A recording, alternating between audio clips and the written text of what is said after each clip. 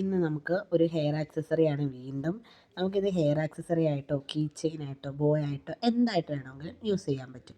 അപ്പോൾ ഞാനിത് പറയുന്നതിനേക്കാളും നല്ലത് നിങ്ങളിത് കണ്ട് മനസ്സിലാക്കുന്നതാണ്. അതെ, ആദ്യം നമുക്ക് വീഡിയോസിന് സബ്സ്ക്രൈബേഴ്സ് ഒന്നും ഇല്ലെങ്കിലും വ്യൂസൊക്കെ അത്യാവശ്യം ഒരു 1K അങ്ങനെയൊക്കെ വ്യൂസ് ഉണ്ടായിരുന്നു. പക്ഷേ ഇപ്പം വ്യൂസും ഇല്ല, സബ്സ്ക്രൈബേഴ്സും ഇല്ല, ഒന്നുമില്ല.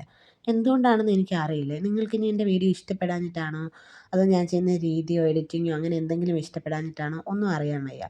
അപ്പം നിങ്ങൾക്ക് ഇഷ്ടപ്പെട്ടിട്ടില്ല എന്നുണ്ടെങ്കിൽ, ഇഷ്ടപ്പെട്ടെങ്കിലും എന്തെങ്കിലും മാറ്റങ്ങൾ വരുത്തണം എന്നുണ്ടെങ്കിലും നിങ്ങൾ പ്ലീസ് ഒന്ന് കമൻറ്റ് ചെയ്യുക. കൂട്ടത്തിൽ ഒന്ന് സബ്സ്ക്രൈബും കൂടെ ചെയ്ത് സപ്പോർട്ട് ചെയ്യുക. അപ്പം നിങ്ങളുടെ സബ്സ്ക്രൈബാണ് എന്നെ മുന്നോട്ടുള്ള പ്രചോദനം. അപ്പം നിങ്ങൾ തീർച്ചയായും ഇഷ്ടപ്പെട്ടിട്ടുണ്ടെങ്കിൽ തീർച്ചയായിട്ടും ഒന്ന് സപ്പോർട്ട് ചെയ്ത് ആ ലൈക്കും കൂടെ ഒന്ന് ചെയ്യുക.